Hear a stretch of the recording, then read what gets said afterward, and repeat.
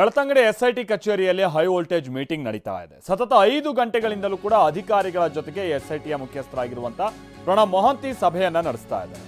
ಈವರೆಗೂ ನಡೆದಿರುವಂತಹ ತನಿಖೆ ಏನೇನು ಅದರ ವಿವರವನ್ನ ಪಡಿತಾ ಇದ್ದಾರೆ ಎಸ್ಐಟಿ ಮುಖ್ಯಸ್ಥ ಮೊಹಂತಿ. ಶೀಘ್ರವೇ ತನಿಖೆಯನ್ನ ಪೂರ್ಣಗೊಳಿಸೋದಕ್ಕೆ ಮೊಹಂತಿ ಸೂಚನೆ ಕೂಡ ಕೊಡ್ತಿದ್ದಾರೆ. ಇವತ್ತು ಮಂಗಳೂರಿನಲ್ಲೇ ವಾಸ್ತವ್ಯ ಹೂಡ್ತಾರೆ ಪ್ರಣಬ್ ಮೊಹಂತಿ. ನಾಳೆ ತನಿಖೆಯ ಬಗ್ಗೆ ಅಗೈನ್ ನಿರ್ದೇಶನ ನೀಡ್ತಾರೆ ಡಿಜಿಪಿ ಪ್ರಣಬ್ ಮೊಹಂತಿ ಅನ್ನುವಂಥದ್ದು ತಿಳಿದು ಬರ್ತಾ ಇದೆ.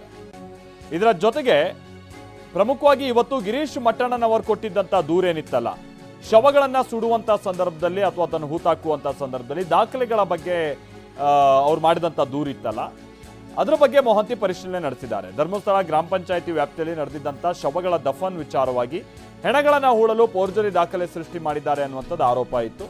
ಫೋರ್ಜರಿ ದಾಖಲೆಯನ್ನ ಸೃಷ್ಟಿ ಮಾಡಿದ್ದಾರೆ ಅಂತೇಳಿ ಮಟ್ಟಣ್ಣನವರ ಆರೋಪ ಮಾಡಿದ್ದರು. ಸೊ ಧರ್ಮಸ್ಥಳ ಪಂಚಾಯಿತಿಯಿಂದ ಒಂದಷ್ಟು ದಾಖಲೆಗಳ ಸಂಗ್ರಹ ಇವತ್ತು ನಡೆದಿದೆ.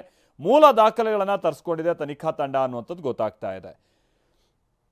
ಶವ ಹೂತಿದ್ದಂಥ ವಿವರ, UDR, ರಶೀದಿಗಳ ಮಾಹಿತಿಯನ್ನು ಸಂಗ್ರಹಿಸಲಾಗ್ತಾ ಇದೆ. ಎಲ್ಲಿಂದ 1987ರಿಂದ 2025ರವರೆಗಿನ ಎಲ್ಲ ದಾಖಲೆಗಳ ಸಂಗ್ರಹ ಮಾಡ್ತಾ ಇದ್ದಾರೆ SIT ಟೀಮ್ ಅನ್ನೋದು ತಿಳಿದು ಬರ್ತಾ ಇದೆ.